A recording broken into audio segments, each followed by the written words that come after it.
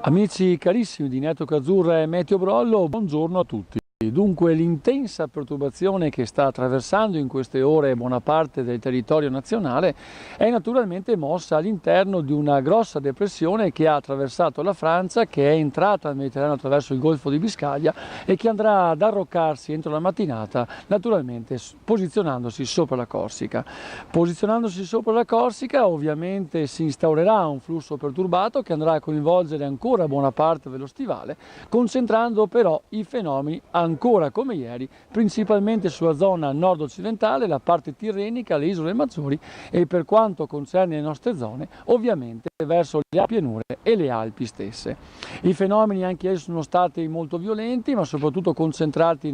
nevosi, concentrati nelle pianure appunto adiacenti al Piemonte e parte della Lombardia e ovviamente sulle Alpi, dove ha scaricato circa 1 metro di neve e altrettanta potrebbe farne oggi. Però queste nevicate che si sono concentrate tra i 500 e i 600 metri andranno progressivamente durante la giornata a portarsi, soprattutto sulle prealpi, tra i 1200 e i 1400 metri, creando quindi una fusione della neve e ingrossando naturalmente anche i fiumi. Ottima pioggia, direi ottima neve, ne avevamo bisogno e scarsissimi fenomeni pluviometrici sulle nostre zone, come eravamo già appunto propensi a dire nei giorni scorsi. Una intensa perturbazione, ci siamo accorti anche ieri sera con un picco di marea vicino ai 120 cm, sospinto da venti intensi e meridionali, tant'è che ieri sera abbiamo toccato i 35 nodi ovviamente da sud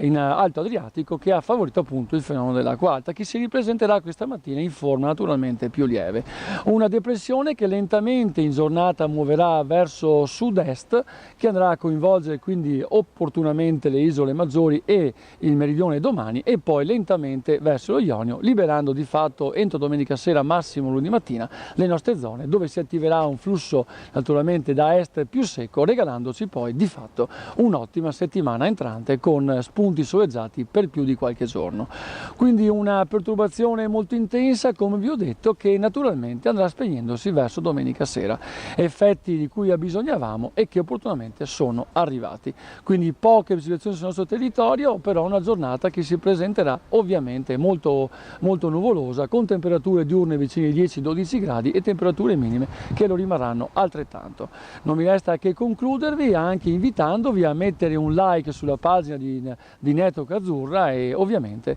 seguirci sempre con grande volontà. Buona giornata a tutti, ci sentiamo domani.